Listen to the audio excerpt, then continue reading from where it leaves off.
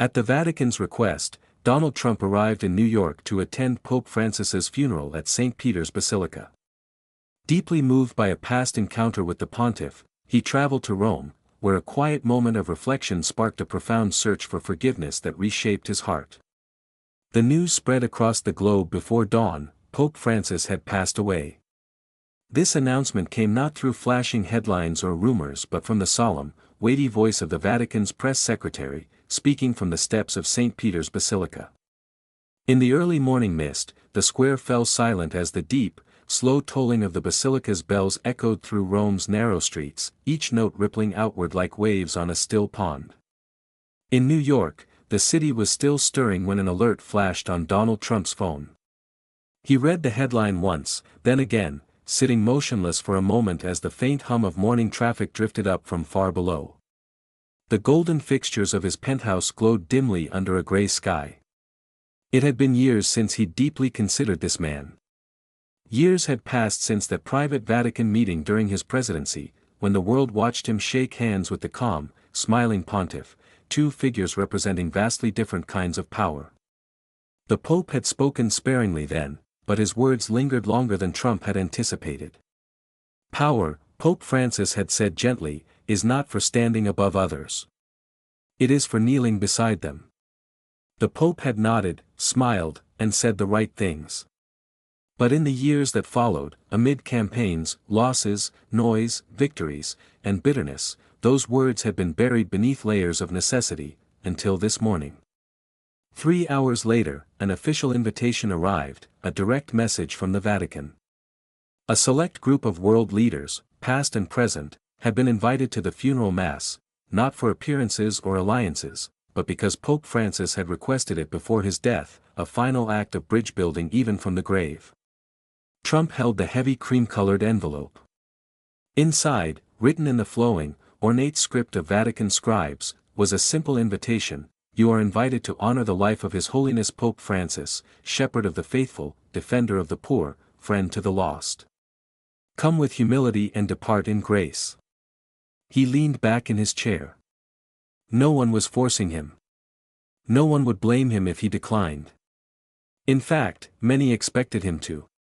He wasn't a model of religious devotion, despite how often he'd spoken of faith during campaigns. Yet something tugged at him, an unexplainable weight, a memory not tied to politics but to something older, quieter. He recalled how his mother prayed by her bedside, her Bible worn at the edges from a lifetime of touch, and how he, as a young boy, listened, not fully understanding but sensing there was something greater than ambition beyond the walls of their modest Queen's home. He folded the invitation carefully, then stood and approached the window, gazing at the city he'd spent his life trying to conquer. Today, it looked different, smaller, as if it had paused to consider what truly mattered when everything else faded away. He made his decision quietly, without fanfare or a press release. He would go. The flight to Rome was arranged discreetly, no publicists, no spectacle, just a small plane and a short list of staff who knew better than to speak unless spoken to. Trump spent most of the journey in silence, staring at the clouds below, which stretched out like the folds of an ancient shroud. He had traveled millions of miles in his life for conferences, rallies, and summits, but this trip felt weightier, not a mission or a performance, but something closer to a pilgrimage, a search for something he couldn't name but knew he'd lost along the way. Rome greeted him with a gray sky and streets slick from early rain. Vatican security quietly escorted his motorcade through winding alleys to the Apostolic Palace. The crowds lining the roads didn't cheer or shout, they stood in reverent silence, many clutching rosaries or candles, their eyes red with grief. Trump didn't look away. He wasn't here to be seen, he was here to see. At the gates of St. Peter's Basilica, he stepped out alone. No cameras were allowed inside, no microphones to capture every breath, just him, a man among people, a soul among souls. The basilica's interior felt like another realm. The air was thick with incense, the stone floor cold beneath his feet. Tall columns stretched into shadows high above, and candles flickered on the marble, their tiny flames bowing to unseen drafts. Clerics chanted softly in Latin, their voices weaving through the arches like smoke. At the far end of the nave, on a simple wooden bier draped in white cloth, lay Pope Francis's body, unadorned by jewels. Trump moved forward slowly, his steps muffled by the vast space. Other leaders gathered around, presidents, prime ministers, monarchs, but he barely noticed them. His eyes were fixed on the man who had once spoken to him of power not as a weapon, but as a duty. That voice was gone now, or perhaps it echoed louder than ever. When the time came for individual blessings, the leaders approached the bier one by one. Some bowed, some crossed themselves, others offered silent prayers. When Trump's turn arrived, he hesitated. No one told him what to do or urged him forward. He moved on his own, each step heavy, each breath measured. Kneeling at the simple rail before the bier, the world around him faded, noise, victories, battles, all irrelevant here. He closed his eyes, and for the first time in decades, long before politics, skyscrapers, or headlines, he prayed. Not for success, favor, or protection, but for forgiveness, for the small, unseen choices he'd made without considering the lives they touched, for the grace to leave behind something not just grand and glittering, but good, for the courage to kneel more often, not before people, but before a quiet, humble truth no one can escape, the soul's reckoning. As he rose, something glistened behind his eyes, not weakness or defeat, but something else, something he couldn't name but would carry long after the incense dissipated and the candles burned out, something that began not with a speech or a signature, but with silence. That morning, the sun couldn't pierce the heavy clouds over Rome. As the funeral procession began, a steady fog settled over St. Peter's Square, softening the colors of flags, the gleam of ceremonial swords, and the polished shoes of diplomats gliding over ancient stone. Donald Trump stood among the assembly of global figures, his black coat heavy on his shoulders, his hair slightly mussed by the damp air. The funeral mass was understated, no grand spectacle or lofty speeches, just the quiet murmur of ancient Latin rites, their cadences wrapping around the mourners like an old hymn. He listened, not with his mind, but with something deeper, something not entirely comfortable. Roses adorned the rows of chairs stretching across the square. Trump sat silently, hands clasped, as the scripture reading began, "Blessed are the meek, for they shall inherit the earth." He shifted slightly. The words clashed with old instincts. Meekness didn't build towers, win elections, or stare down rivals across polished mahogany tables. Yet here, today, they didn't sound weak, they sounded true. As the homily began, Trump's gaze drifted over the crowd, men and women in black cloaks, heads bowed, to the simple white-draped coffin and the flickering Paschal candle beside it, unwavering despite the cold breeze. To lead, the priest said, is to serve. Trump swallowed, an unexpected lump rising in his throat. The square stretched wider, centuries pressing in from all sides. Great figures had walked here, kings, popes, emperors. Many were forgotten, but a precious few were remembered, not for their triumphs, but for their tenderness. His mind wandered to memories he rarely touched, a boy in Queens listening through a cracked bedroom door as his mother prayed aloud for each of her children, her voice trembling as she spoke of kindness over success.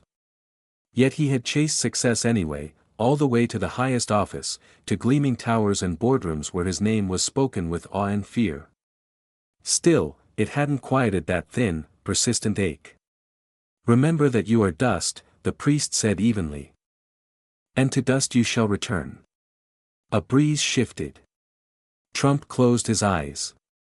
For a moment, he was just a man, not a former president, not a billionaire, not a brand, but a soul passing briefly among shadows. The procession to the tombs began. Pope Francis's body was carried slowly to its final resting place beneath the basilica. The leaders followed at a respectful distance, Trump walking among them, the slick stone crunching beneath his feet. No one spoke, the only sounds were the solemn tolling of bells and the whisper of thousands of footsteps moving in unison. As they passed through ancient halls, past marble statues and fading frescoes, Trump couldn't help but wonder how many had thought themselves immortal here, and how many realized too late that they were dust. In the crypt, the final blessing was given. When his turn came, he hesitated only a second before stepping to the tomb, placing a gloveless hand on the cold marble. In a voice only the heavens could hear, he whispered, "Help me remember what matters." There was no flash of light, no thunderous revelation, just the quiet heartbeat of a man beginning, at last, to pray. He turned away, blinking rapidly against a stinging in his eyes. Outside, the sky had darkened, rain falling in thin, relentless streams. Rome wept, and somewhere deep within Donald Trump, something long frozen began to thaw. The Vatican gardens weren't open to the public, and Trump had no intention of visiting them. After the funeral rites, he was quietly escorted to a small guest residence nearby to rest before his long flight home. But rest didn't come. He stood at the window of his modest room, gazing at the intricate beauty beyond the stone wall, ancient olive trees, vibrant bursts of bougainvillea, hidden fountains murmuring secrets to the earth. When the urge came, he shrugged on a dark coat, left instructions for privacy, and slipped out through a side entrance. The air was heavy with the scent of wet stone and blooming jasmine. Pathways twisted through arches and small footbridges. Trump walked aimlessly, hands deep in his pockets, the fog softening the edges of everything around him. This time, he wasn't recognized, no cameras, no aids, just the stillness of a place built not for display, but for contemplation. Turning a corner near an old, moss-covered bench, he saw a solitary figure, an elderly man in simple black robes, a silver chain glinting at his chest. The man looked up, smiled a small, knowing smile, and gestured for Trump to join him. Something about the gesture, its lack of pressure, its ordinariness, compelled Trump to comply. He sat heavily on the opposite side of the bench. For a moment, they sat in silence, a nearby fountain gurgling softly like an ancient hymn without words. Finally, the man spoke, his voice gentle with a slight accent. "You prayed." Trump stiffened slightly. "How do you know?" he asked, half defensive. The man chuckled quietly. "Those who listen for prayers hear their echoes." Trump didn't respond. The man continued, "Many come here thinking they need to be seen, to be important." He turned and looked directly at Trump, his gaze sharp but not unkind. "But the ones who matter most come seeking nothing except, perhaps, to remember who they are." Trump shifted on the bench. "And who am I?" he asked, almost challengingly.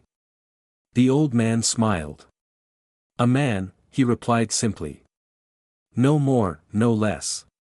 Trump exhaled sharply, a small laugh escaping him. "The world says otherwise." "The world is loud," the man said. "But truth is quiet." They sat in silence for a while. Finally, Trump spoke, haltingly at first, about ambition, battles he'd fought and lost, and the cost of it all. The man listened without interrupting, his hands folded patiently in his lap. When Trump finished, the man nodded. "You've built much," he said.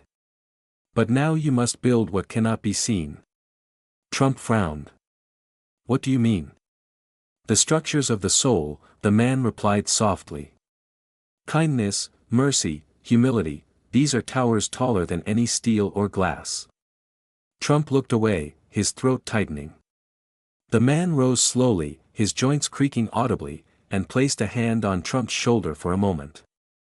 "The Pope prayed for you," he said. Trump's head snapped up. "What?" "Not by name, but by spirit. He prayed for all who bear great burdens, that they might learn to carry them rightly." The old man smiled again, the wrinkles around his eyes deepening. "You're not as far off as you think." With that, he turned and walked slowly down the path, vanishing into the fog. Trump sat for a long time, even after the bells ceased ringing, even after the fog turned to a fine, steady rain. When he finally stood, something in him had shifted, not completely, not permanently, but enough. Enough to make him choose the longer path back, enough to notice for the first time the small, tender flowers blooming invisibly in the cracks of ancient stone, enough to truly begin this time. The rain had softened to a whisper by evening, leaving the cobblestones slick and glinting under the dim lanterns of the Vatican courtyards. Inside his small residence, Trump sat at a narrow desk. The funeral invitation still lay neatly beside a worn leather Bible, carefully placed by one of the attendants. The room faintly smelled of incense and rain-soaked stone. He hadn't touched a Bible in years, not like he did as a child, when he traced the edges of its pages with small, curious fingers as his mother's soft voice filled their modest home.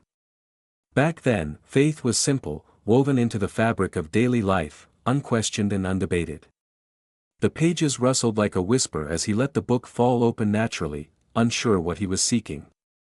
His eyes landed on a verse he hadn't thought of in a lifetime: "Create in me a clean heart, O God, and renew a right spirit within me." The words seemed to glow against the thin paper, fragile yet steadfast, like a beacon on a dark shore. Trump stared at them, feeling something stir within him, something he couldn't name. Without overthinking, he copied the verse into a small notepad by the phone, his handwriting uneven, unfamiliar. The act of writing felt strange but necessary, as if anchoring him to something real. The next morning, before the city fully awoke, he left his temporary quarters and returned to St. Peter's Basilica. The square was nearly deserted, veiled in quiet reverence. A few scattered pilgrims knelt or stood silently, lost in private prayers. No cameras, no news crews, just the ancient stone and the sacred stillness of the place. The guards at the entrance recognized him but said nothing, simply letting him pass. Inside, the basilica was vast, empty, and alive with holy silence. Columns stretched upward like a forest carved in marble, pools of candlelight shimmering on the polished floor. Trump moved slowly toward the altar where Pope Francis had often celebrated Mass, his steps echoing in the cavernous space. He hesitated only a moment before kneeling, the motion awkward and unfamiliar at first. He bowed his head, pressing a hand lightly to the cool stone. For a long moment, he simply breathed, feeling the enormity of it all settle on his shoulders. Then he spoke softly. "God," he began, the word catching slightly in his throat. "If you're listening, and I think you are, I'm not here to make deals." He paused, grappling with the weight of what he was trying to say. "I'm not here to ask for victory or anything that'll glorify my name. I'm here because somewhere along the way, I forgot. I forgot what matters. I forgot what it means to be small." The words came out haltingly, but once they started, they couldn't stop. "I forgot what it means to be grateful. I forgot what it means to trust anyone but myself. I forgot what it means to kneel." His voice broke on the last word, and he let it. He thought of his mother's prayers, whispered late at night when she thought no one was listening, of the simplicity of that life, its beauty, how she loved without needing the world to know her name. "Help me," he whispered, "help me remember. Help me be the man she prayed for, the man this world needs, not the loudest, not the strongest, but the right one." The basilica's silence held him there, cradling him like a long-forgotten lullaby. A few hot tears rolled down his cheeks, unbidden and real. No one came to interrupt him, no one documented the moment, no one demanded a speech or a signature. He stayed until his knees ached and his body trembled slightly from the cold seeping through the marble. When he finally rose, he felt different, not remade, not reborn, but shifted, like a great ship slowly turning toward a distant shore he'd long lost sight of. As he approached the massive doors, he noticed an elderly nun lighting candles in a side chapel. She caught his eye and smiled, a small, knowing smile, not the kind given to wealth or power, but the kind shared between pilgrims. He nodded back, unable to speak past the lump in his throat. Stepping outside, the sun was just beginning to break through the clouds, casting golden rays onto the wet stone. Trump pulled his coat tighter and stepped forward, feeling the faint touch of light on his face. It wasn't forgiveness, it wasn't glory, it was something quieter, steadier, an invitation to walk a different path. This time, he was ready to accept it. The flight back to New York was calm. Trump sat by the window, watching the Atlantic as the sun set in a slow blaze of orange and purple, casting long shadows over the rolling clouds below. He barely touched the food the attendants brought, hardly acknowledged the aides who checked on him occasionally. He wasn't angry, wasn't scheming, he was thinking, the way people do when something stirs deep beneath the surface, too deep to ignore, too unfamiliar to name. When the plane landed at JFK, the city was already glittering in the winter night, thousands of artificial lights twinkling against the darkness. New York had always been vast to him, but now it seemed smaller, quieter. He moved quickly through the airport, declining the press, refusing the chance to make a statement. His team had prepared remarks, something respectful, polished, appropriately somber. He set them aside without a word. Instead, he went home. The gold and marble of Trump Tower gleamed as always, but even its familiar shine seemed less imposing now. Riding the private elevator to his penthouse, he caught himself studying his reflection in the mirrored walls, the same tailored suit, the same steely gaze, but something had softened at the edges, like the first thaw of winter ice. The first few days after his return were spent in unusual stillness. Meetings were postponed, interviews delayed. For once, the machinery of publicity and politics paused around him, not by strategy, but because he willed it so. He woke early, sitting by the tall windows with a cup of black coffee, watching the city stretch into the distance. Sometimes, he opened the small leather Bible he'd brought from Rome, the verse he'd copied neatly tucked between its pages, "Create in me a clean heart, O God, and renew a right spirit within me." At first, it felt futile, then less so. One day, he called his son Barron to his study. The boy had grown tall, carrying the quiet confidence of youth not yet burdened by the world's expectations. Trump looked at him for a long moment before speaking. "Your grandmother," he said at last, "prayed for me every night.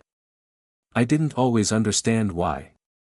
Barron, sensing the gravity of the moment, remained silent. "I think," Trump continued, "she prayed because she knew something I didn't, that no matter how strong you think you are, you can't carry everything alone." He handed Barron the Bible. "It's not about being weak," he said. "It's about knowing when to kneel." Barron turned the book over in his hands, his expression unreadable, but when he nodded, Trump felt something release in his chest, something he hadn't realized he'd been holding.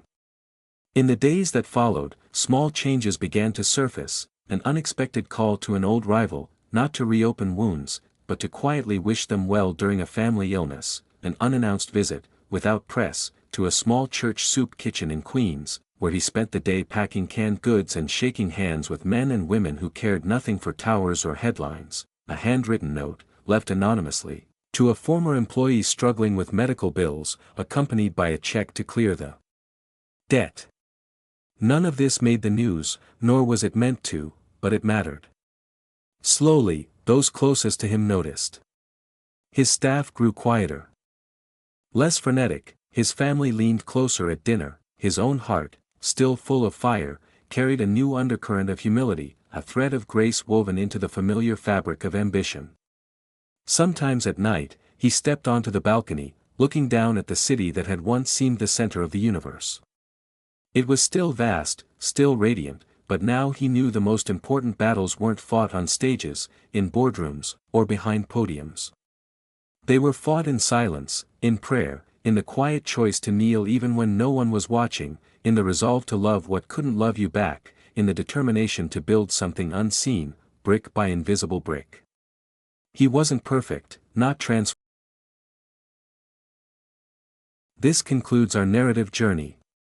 I trust you found this gripping saga of intrigue, cutting-edge innovation, and astonishing discoveries captivating. From where are you tuning in today? I'm curious to learn which corner of the globe this tale has touched. If this escapade held your interest, please give this video a thumbs up and consider subscribing to the channel for a steady stream of compelling, mind-expanding stories just like this one. Fresh material is posted frequently, ensuring you're always in the loop for the newest spellbinding adventures. Be sure to pass this video along to your loved ones and friends. It's a great way to share positivity and insight while expanding our circle of story enthusiasts. Your encouragement is invaluable. Thank you for joining me, and I look forward to welcoming you back for the next tale.